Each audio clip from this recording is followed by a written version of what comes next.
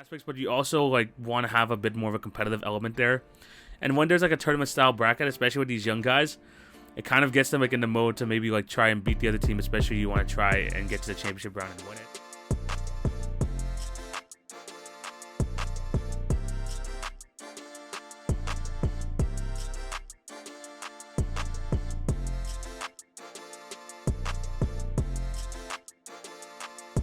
Hello and welcome to the Wednesday, February 2nd edition of the TV on Basketball Podcast with your host, TV. Hope you're all having a fantastic day and thank you for clicking on to watch or listen to today's episode. Before we start, I do have to plug my other platforms. Remember to follow at TV on Basketball on Twitter, Facebook, Instagram, and TikTok for updates on the podcast and for other great content. If you're on YouTube, remember to like, share, subscribe, and hit the notification bell so you will not miss an episode. For all my podcast listeners, remember to subscribe or leave a review if you're on Apple. And for my Spotify, Anchor, or Podbean listeners, just continue to show your support in any way possible. That would be highly, highly appreciated. In today's episode, we're going to be talking about a lot of different topics, including my Toronto Raptors, some announcements regarding the All-Star Weekend, which is the Rising Stars and Dunk Contest. There's some news on that. My reaction to the Allstar Starters, which is going to be really interesting to talk about. Of course, there's going to be that one person that we're going to deeply dive into. And, of course, some other news going around in the NBA. So, yeah, action-packed show today. Thank you guys for all the support on the recent episodes. And as we're heading towards the trade deadline, heading towards All-Star Weekend, there's going to be a lot more NBA talk going on. So I'm extremely happy for that. Again, thank you guys for all the support. But without further ado, let's get right into today's episode. And the first team I do want to talk about, and I did mention off the top, my Toronto Raptors. Yes, for the first time in a while, I can have just a dedicated segment to this team and not feel like I'm a biased Raptor fan. Some people may still call it that, but at the same time, I don't think I'm overreacting. The Raptors are a very good team. They are a very good team, and now that they kind of have their full lineup back, of course, no Khem Birch due to a broken nose, but for the most part, the starting five, the key bench pieces, they're all back. And they're getting wins. They are getting wins. Right now, the Raptors are on a 3-game winning streak, including 2 wins versus one of the best teams in the East at the moment in the Miami Heat. And, of course, they got a win in between with the Atlanta Hawks. Although without Trae Young, it was still a good win. But this goes back to even like the Hornets game, which we won pretty good. We were competing in the Bulls game. We won against the Wizards a week and a half ago. The Raptors are getting very good wins, and they are just playing very, very well. And I know the main concern of many Raptor fans here is the amount of run the starters are getting. And just looking at their minutes, 39 minutes a game for Fred, 37 minutes for Siakam, OG, Gary with 34 minutes, and Scotty with 36. That's a lot. That is a lot, and there's no ifs, ands, or buts about it. Nick Nurse is playing a lot of these guys. And he acknowledged it. He acknowledged it after yesterday's win against the Miami Heat. Again, a massive, massive win, where he said it is a big deal, but those guys on the court are doing a good job of canceling out the noise and just sticking to the game and staying focused, which is going on. But of course, the concern here is not it was not like we're doubting their ability that they could play all those minutes. But is it worth it when we're in the exact date today, February 2nd, 2022? Is it worth it right now, especially knowing that the Raptors are probably going to be a play-on/playoff team? They're obviously going to be competing for the top 6 seeds. Is it worth it when it's going to possibly hurt us down the road? I was in that boat saying, yeah, it's going to hurt a lot, and I still think we do need a bench that's extremely important. We're going to get some trades in. Hopefully we can improve that bench. But at the same time, Nurse is running with the starters. The starters, by all reports, by all interviews, are fine with it. Freddie has spoken out saying, look, I get paid to play basketball. If I had a problem with it, I would have talked to Nick about it, and apparently they don't. Again, this could hurt them down the line, but at the same time, if the Raptors are good with it, if Nick Nurse is instilling this mentality and it's working, there's not that much I could say. It's working out for them. And once again, there's just some really key wins here. A lot of close games, especially on this 3-game winning streak. Yesterday against the Heat, they just won by a very small margin of 4 points. Very, very good game. And of course, that triple overtime game over on Saturday night where the Raptors defense locked up. Freddie VanVleet, although struggling the entire game, went off in the overtime periods. They were able to pull out these wins, and in situations with this like young team against like a veteran team and stuff like that, it's really, really good to get these type of wins. Even against the Hawks, I know without Trae Young, they still were able to pull out that game, playing great defense in the second half. And the Raptors are kind of have this great identity where they might start off slow, they might trail a bit, but they'll come back. They know how to wear teams down. And when it comes to a game of attrition, a game where you need to outlast your opponent, they just know how to do it. And that's what a big reason why the Raptors are still competing and they're getting wins like still at this point of the season. And look, I'm not afraid to say this. Our starting five right now of VanVleet, Trent, OG, Siakam, and Scotty, they could compete with any team in the league. The switchability, the offensive execution of this team, the passing, they're up there. But the Raptors do need a bench. I can't stress this enough. It's fine. The Raptors are like buying into this system, but they need something. They need something, especially during the dog days of the NBA season, which is like around like after the All-Star break, right before the playoffs. You're gonna need those. You're gonna need those wins, and your bench is gonna have to step up in some games, one way or another. Also, speaking of the Miami Heat game, I do want to send my players off to Kyle Lowry, who missed it. I think it was his 9th or 10th straight game yesterday. I don't want to do any speculation. I'm not going to say anything unless reports are out or like actual confirmation of what's going on. But apparently it's a family issue. Jimmy Butler said that, of course, they want him back on the court, but they're going to support him in any way they can. Kyle Lowry's a competitor, so whatever's happening right now is definitely super, super like close to his family and stuff like that. So, yeah, prayers out to him. Hopefully things can get better soon and we can see him back out on the court. But, of course, family comes first. It's above basketball. This is just more than basketball. So prayers out to Kyle Lowry. Another thing I do want to talk about the Toronto Raptors as we get back into this is Gary Trent Jr. Gary Trent Jr. at the moment is on a streak that is tied with DeMar DeRozan for most consecutive 30-point games in Raptors history with 5. Gary Trent Jr., like when I watch him play, there's really one thing I can really just describe him, and that's like a ticking time bomb. He is literally a ticking time bomb on his team. I'm not saying that he's been like bad this season, but he hasn't like really taken that next step that I thought he was going to be, like become a like almost a near 20-point per game scorer coming off of last season. Like he kind of wasn't there yet. But as of late, Gary Trent is showing why like the Raptors, what they saw in him and just his ability to just completely shift the game. 5 straight 30-point games. And there are just times in the game where Gary Trent just takes over. Either trying to get the Raptors back very quickly or just putting the game out of reach. Yesterday was a clear example where the Raptors started off the quarter really hot and Gary Trent Jr. literally like hit a 3, came right back after a stop, came right back down, hit a step back 3 in front of PJ Tucker, one of the better on-ball defenders in the league, and he splashed it right in his face. I mean, Siakam said it best. This guy is just a difficult shot maker. And this is something that the Raptors do need. Someone with the swagger, someone with the confidence who can hit contested shots, and Gary Trent is that guy. Trading him for Norman Powell last year obviously hurt as a Raptor fan at the moment. Norm was a longtime member of the team, was a key part to that championship roster. It was hard to see a fan favorite like Norm go. But I did say when the trade happened, Gary Trent Jr. has the type of game, has that kind of swagger where he's going to be beloved by Toronto fans almost instantly. And he has been ever since he came here, and he has our full support. And now him putting these type of games together, putting the streak together, just showing us like what we can expect from this guy for years to come. Do I expect a 30-point per game score? No, of course not. But Gary Trent Jr.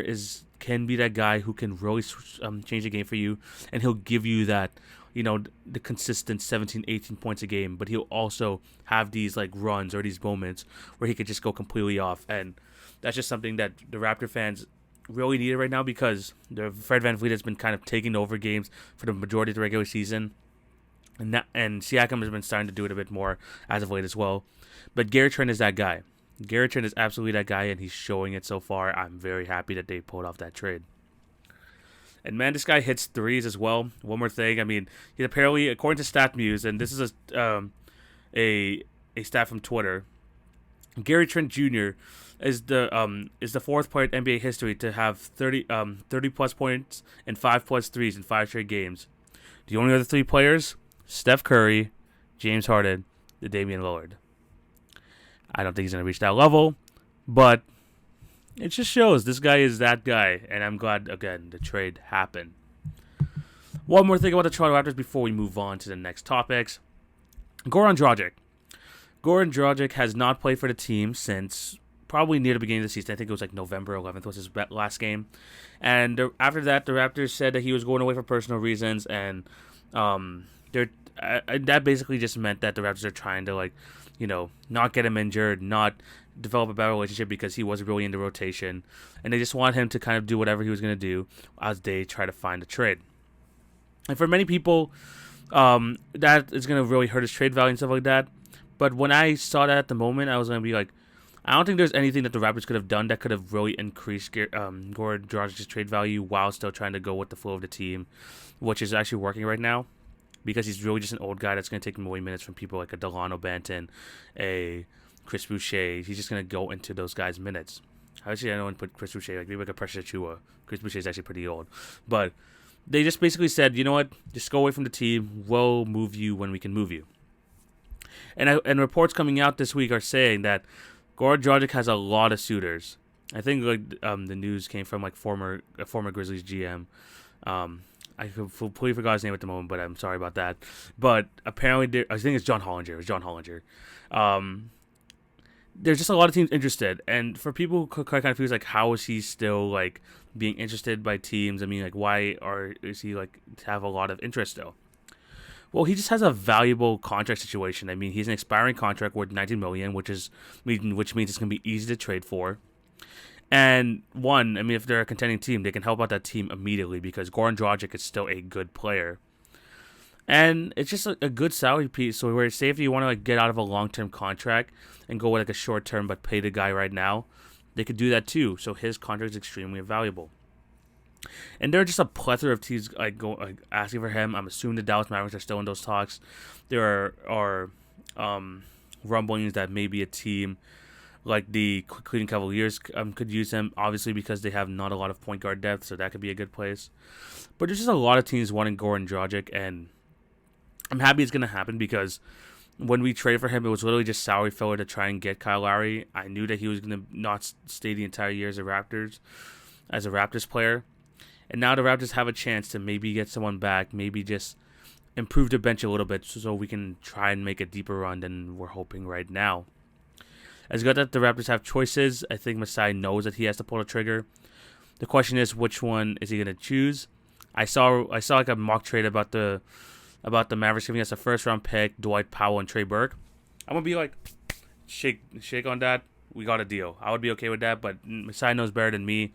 There are probably other trades on the market. Let's see which one he chooses. And honestly, Raptor fans should just trust in Masai. He's got this.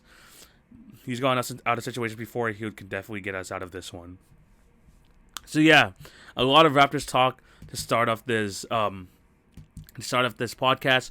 But now we're gonna move on to some All-Star Weekend talk, and we're gonna be talking about the dunk contest and the Rising Stars. I'll start with the dunk contest so we can get this out the way. The reports from Shams Charania are saying that the dunk contest participants have now been chosen. And the 4 guys competing this year are Juan Toscano Anderson of the Golden State Warriors, Cole Anthony of the Orlando Magic, Obi Toppin of the New York Knicks, and Jaylen Green, rookie for the Houston Rockets. Now, I think the only guy here that I was even considering, and when I was talking about my dunk contest, realistic thing, or realistic field, was Jaylen Green. I just think that this guy has bunnies, and I think that this guy doesn't really get the opportunity to have great in-game dunks, and I think he is more of a finesse dunker, if you know what I mean. I think he can do really good here, and I'm excited to see how he could do. Obi Toppin's back. This is his second year straight back in the contest. We know this guy has bunnies. Hopefully he can have a better performance than he did last year. Cole Anthony, a lot of people were confused, saying, how tall is this guy? He's 6'1" or something like that? Does he even have bunnies like that? just search up his highlights online. This guy has some good bunnies. I think that this guy could be like a low key good pick. Let's see how he does in this contest. And then the weird one for me here is Juan Toscano Anderson. He's like a rotation piece in Golden State. I didn't even think that he would like have the type of like pull in this contest, but they still have him in there. He got like that big dunk over JaVale McGee early on in the season. I don't know what type of creativity he has in this contest, but I'm excited to see it. It's just more of like excited for the unknown with Toscano Anderson. Let's see if JTA can do some work in the dunk contest. Besides that, I mean, not a lot of big names, but maybe someone can make their name in this contest. One of those things that could probably happen. I mean, we saw Zach LaVine do it in the past. Miles Bridges, who was known as a dunker, finally like break out of that. Let's see if any of these guys can do that. But I'm still hoping it's gonna be better than last year. It won't take much, but I think hopefully, this one will be better. But let's move on to the Rising Stars contest. And before we get into the participants, I just want to say that one, there's a big rule changes happening to the thing, and I'm gonna try to get through this. It's gonna be kind of a lot, so just like listen up. So basically, in this year's dunk contest, we're gonna have 12 rookies, 12 sophomores. No more Team World versus Team USA, which they've done in the past. So they're going to have 12 rookies, 12 sophomores, which I'll tell you the participants later. And then 4 members included from the G League Ignite development team, which is very interesting because these are some of the guys that are going to be coming up in the draft next year. So there's going to be a chance to see them go up against real NBA talent, which I'm extremely excited about. Who's going to coach and who's going to select the teams? The members of the 75th anniversary team and assistant coaches will make up the coaching staff for each team.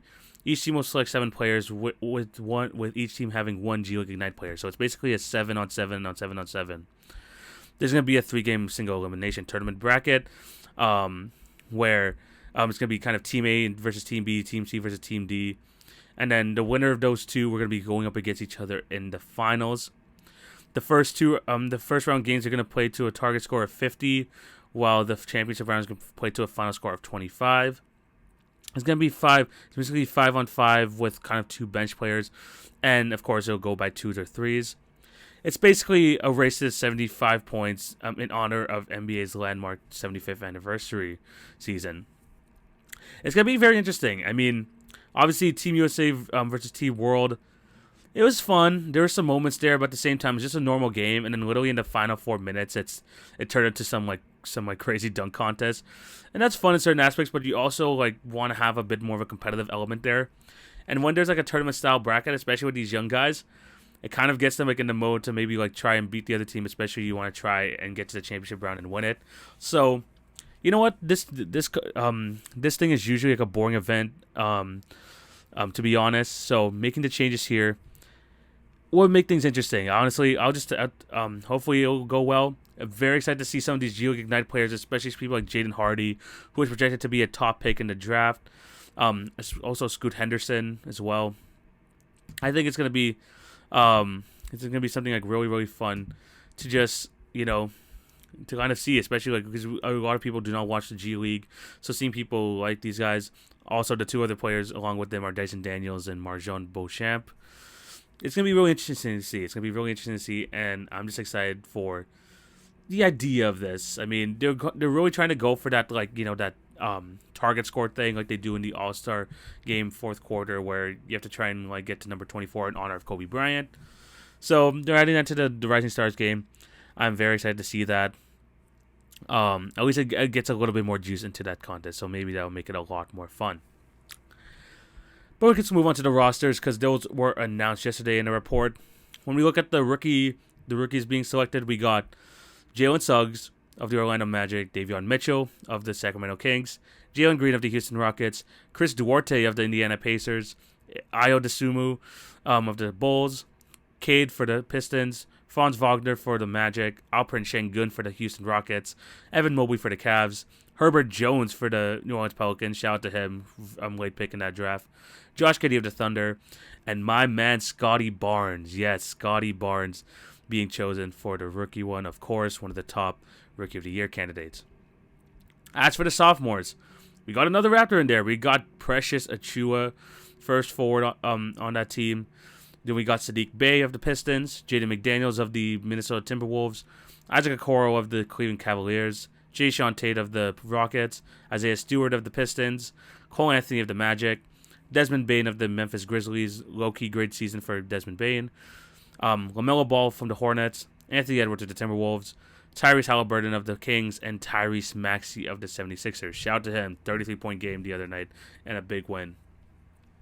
And of course, I listed the G League United players earlier. So, a lot of great names, a lot of great young talent. Excited to see them play up against each other.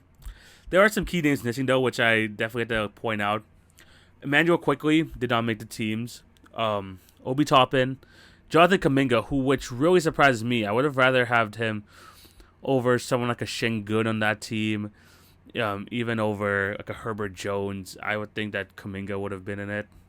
And then Onyeka Okongwu, I think if he played more earlier on the season, he would have made it for the sophomore team, always for the sophomore pool. But he really just started getting a lot of minutes as of late. And although he is producing, which is amazing, if he played more games early on, I think they would have gave him more consideration. But he just didn't. So, yeah, very interesting to that. Very interesting to see that. And I think I didn't mention this earlier, but there's also going to be a random halftime event going on for the Rising Stars game where they're going to be trying to recreate great NBA moment shots from the 75th anniversary or something. Not sure how I feel about that, but I guess it's something to watch during the halftime show. So we'll have to wait and see. Let me know down below what you guys think of these new Rising Stars changing their rules. I'm just happy that they're trying to switch things up, and honestly, to go away from the 5-on-5 normal team thing, honestly, it just intrigues me. So let's see how this goes. Let's move on to the next topic because we're gonna still talk about the All-Star Weekend, and we're gonna be talking about the All-Star Stars that were announced last week. I think it was last Thursday, and for the most part, I agree with it. Let's start off in the East and and what was chosen there. First, we got DeMar DeRozan of the Chicago Bulls in the backcourt along with Trae Young. Quick note on these two. I mean, I think it was a good decision. I mean, DeMar DeRozan was number one on media, fans, everything. He was just overwhelming number one and fair play. Trae Young number two, very close behind was Zach LaVine. Number two from the players, number three from media, but he was also number three for the fans, so he couldn't make it in. But Trae Young makes it in, and I'm extremely happy to see that. And then going on to the forwards, we got the usual three: KD, Giannis, and Embiid. Honestly, I don't think I have to go much into this because those are my picks. I think that was basically clear for the East front court. That wasn't hard to choose. As for the West, we go to the West guards. We got Steph Curry, who was the overwhelming number one. Then we got Ja Morant, who clearly was the overwhelming number two, which is very, very interesting. Good thing for Ja Morant. Again, I think those are my two choices before these were announced, so I'm happy that I got those right, but it was also not too hard to figure that out. These two have been absolutely amazing to start the season. Then this is where it gets interesting. Let's get into this. Firstly, LeBron James. Yeah, he makes it in. Number one, overwhelming number one. Fair play. Number two, Nikola Jokic. Yeah, overwhelming number two. I think actually LeBron and Jokic split the media vote for number one, which is absolutely crazy. But yeah, those two are the clear choices. Then we move on to number three. And we got Andrew Wiggins. Yes, you heard me right. Andrew Wiggins is an NBA All-Star starter. He's a starter. And a big part of Andrew Wiggins doing that is the overwhelming fan votes that he got. You got him as with 20, basically 3.4 million votes, number 3 in fan ranking.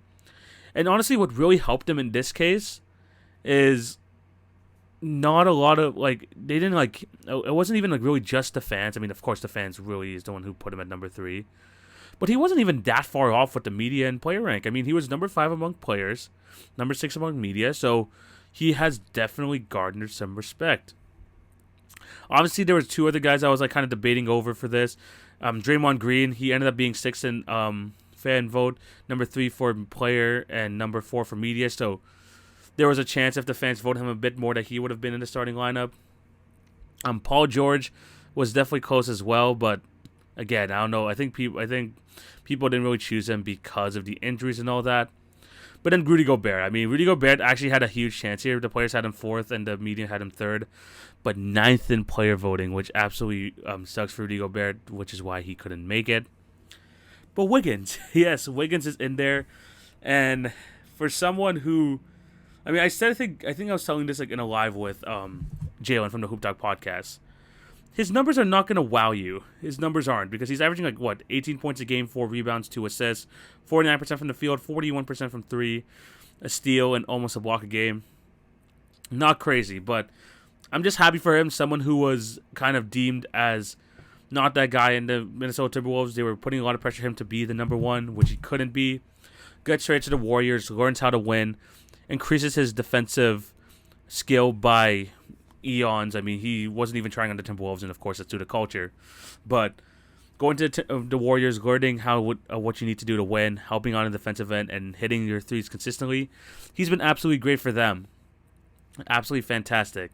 And, I would be mad at this, but at the same time, it's the fan vote. There's a reason why we have this here. Of course, apparently a big boost of Andrew Wiggins' votes came from a K-pop star who voted for him, saying that he was one of the best two-way players in the league. And of course, K-pop is massive around the world, and they were retweeting, Andrew Wiggins' NBA vote or NBA All-Star or whatever, and he got a lot of votes, which put him in this position. But I'm not mad. Especially what really does help here is that Paul George hasn't played a lot of games at all. At least especially he's missed basically the last month or so. So he hasn't played in a long time, so he might not even be available for the game.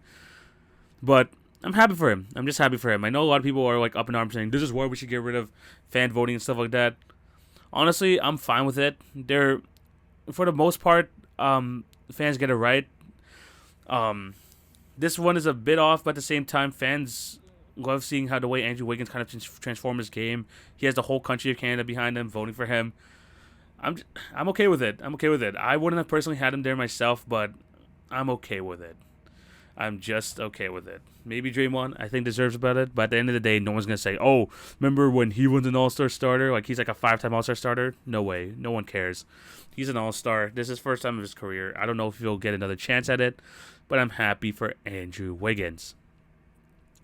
But yeah, very, very interesting. I mean, for the most part, for the 9 of the 10, I was very, very, I was basically right on the money with, but at the same time, that Wiggins one came out of nowhere. But again, I'm happy for him. I'm definitely happy for him. Let's move on to, actually, let's go on to this. Because of this new Andrew Wiggins news, and now that the starters are set, does this change anything about my reserves? Because I made my reserve picks a few weeks ago. I think there's only really one change I made, and that was not having Paul George in there because I think he just missed too many games. But just a quick run through of some things I changed in my reserve picks.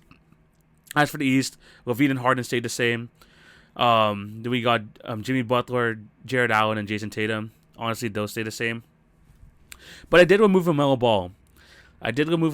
From my final 2 spots, and instead I kept Fred, but I added Darius Garland in.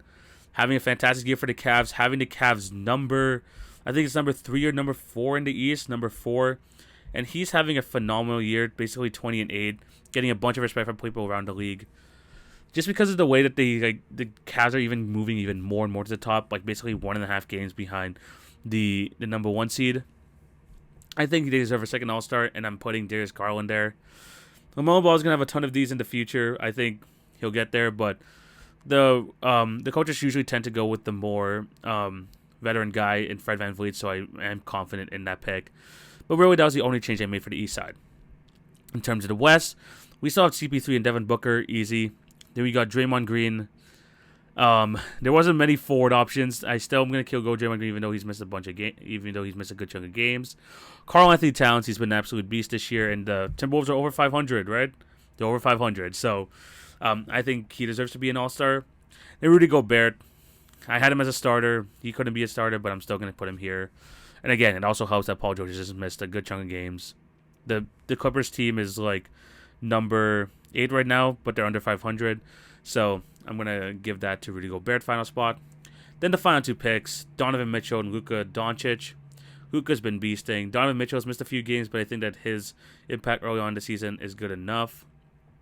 The Jazz are struggling, and I definitely should have talked about it, but maybe we will get into it if they continue to struggle into the next episode. But yeah, I still think Donovan Mitchell deserves it. So yeah, not much. I don't think anything really changed for the West. But in the East, I switched out Ball for Darius Garland. Let me know down below what you guys think, agree or disagree. Let's move on next to the final topic before we get into other news and notes. The Phoenix Suns. Yes, I do want to talk about the Phoenix Suns because I feel like we don't talk about them enough. We don't, because right now, the Phoenix Suns have the number 1 record in the league. And they're on an 11-game winning streak after going on a 17 or 18-game winning streak early on in the season. They're racking up another 10-plus game winning streak. And I'm telling you guys right now, I don't think it's going to slow down. They're 41-9. They're the only team in the league right now that doesn't have 10 losses. This team is absolutely legit, and what's crazy about this team is that Chris Paul has been a constant all year. He's been healthy. He's been playing absolutely fantastic. Devin Booker, for the most part, I know he had that minor injury earlier on, which caused him to miss a few games, but he still played like a good chunk of the season. But this team, with the way that their depth is set up, where you still got people like Mikal Bridges, Cam Johnson, Cam Payne, JaVale McGee, who has been a great backup center. They just have depth and they just know how to play with each other. DeAndre Ayton has missed 21 games this year, and they haven't missed a step. You know why? Chris Paul can make any center look good. Throwing JaVale McGee in the starting lineup, he looks good. They signed Bismack Biyombo to a 10-day contract. He looks good. 3 center like they're trusting all these 3 centers, and although DeAndre Ayton is by far the most talented, they're still making it work because this team just knows how to play with each other. They believe in their coach's system, and they just know how to pull out these wins. They got a win against the Brooklyn Nets yesterday, and fair play, it wasn't without Kevin Durant, of course, but they still won by 10. Chris Paul 14-4 last game. And just in general, Chris Paul has just been absolutely phenomenal. I mean, if you just look at the last 3 games, 47 assists and only 6 turnovers. This guy's just a phenomenal. This guy's absolutely amazing, and this team deserves just a lot more love. And I did want to just talk about the Suns because when you look at the NBA title odds right now, it kind of baffles me to see like where the Suns are placed because I think they should be a bit higher. Early on, actually, just a few days ago, I was looking at the odds, and you had the Phoenix Suns as number 4, even though they still didn't hit 10 losses yet. But they're at number 4. They've moved up to number 3 since then, with Brooklyn Nets still being the number 1, Golden State still being the number 2. Then you got the Suns, and then you got the Bucks. But even still, man, I believe that the Phoenix Suns should either be number 1 or number 2 on this list. This is how good they've been playing. And the Phoenix Suns, just in general, just know how to get it done on both sides of the court. Number 3 in offense, number 2 in defense. They just deserve a lot more love. Devin Booker taking his game to the next level. Again, I believe he's going to be an All-Star this year. CP3 playing the way he's playing, 14-10. But if you guys watch the games, you already know how valuable Chris Paul is to that team. Almost 50% from the field as well, which is crazy. But the Phoenix Suns are not slowing down. They know how to pull out these games, and they just know how to close out games late.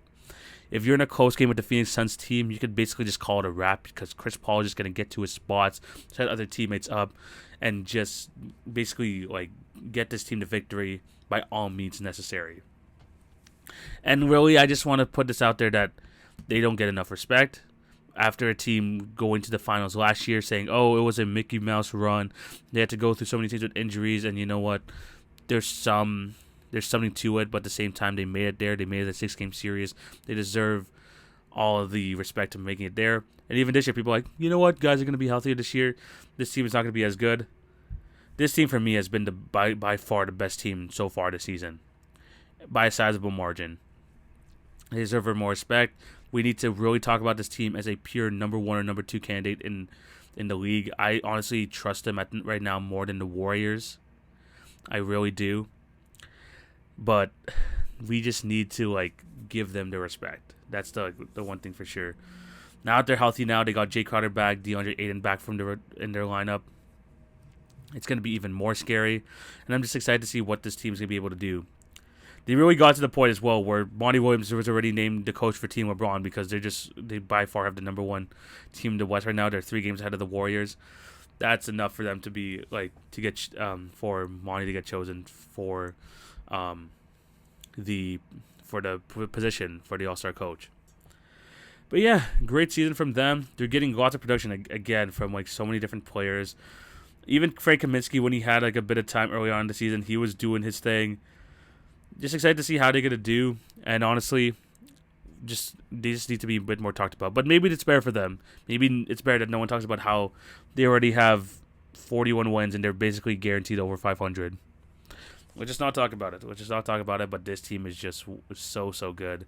Devin Booker is an absolute star. Chris Paul, at the age of 36 or 37, people always talk about LeBron taking care of his body. Chris Paul is right up there with him, and he's still playing at a near MVP level. It's absolutely crazy. The Phoenix Suns are that team that deserve more love. I definitely said that a lot, didn't I? But they do. They absolutely do. And I'm trying to give them their flowers right now. Before we end today's episode, let's go into other news and notes around the NBA.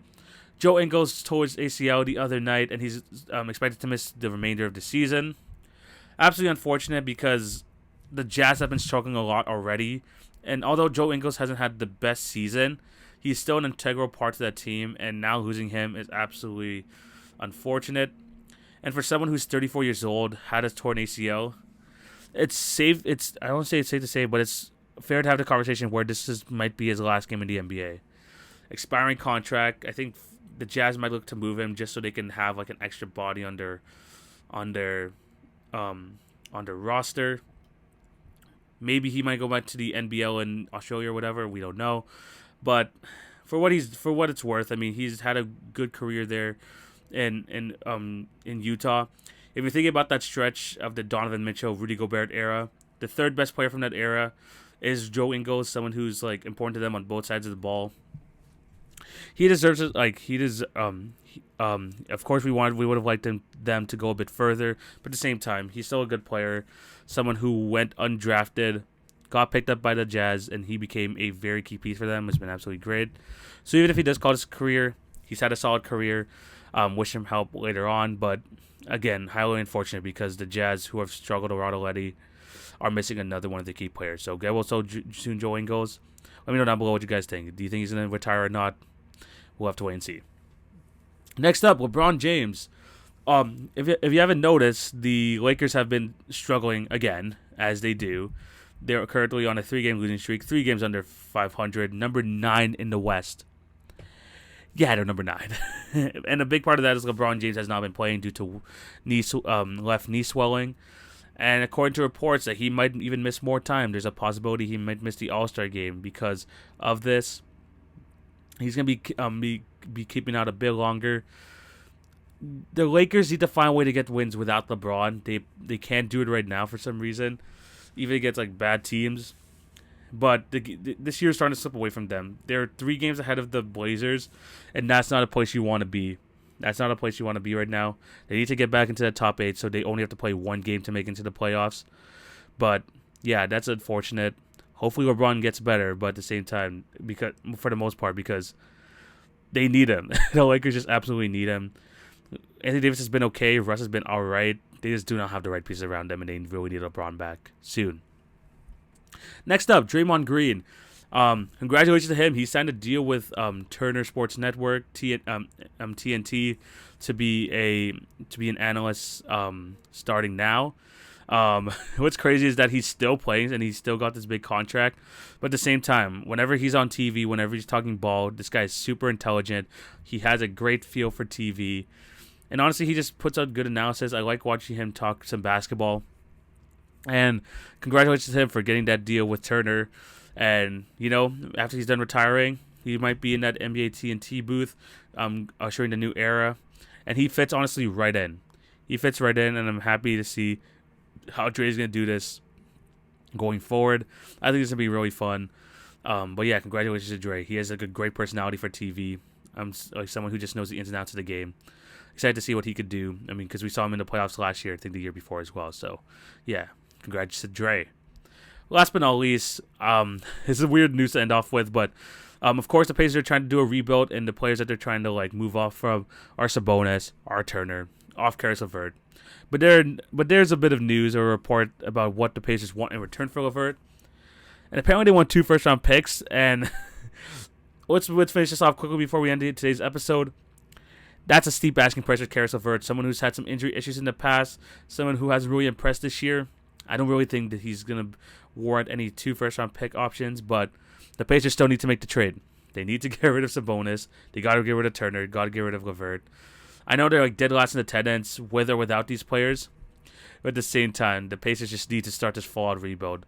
They've been holding on to these guys way too long, and even reports saying that they want to like retool instead of rebuild. And I'm like, guys, please stop with all this nonsense. Just trade your guys, start the rebuild, start fresh, and hopefully you can, do it like the Memphis Grizzlies, do it like some of these other teams, and get your stars through there.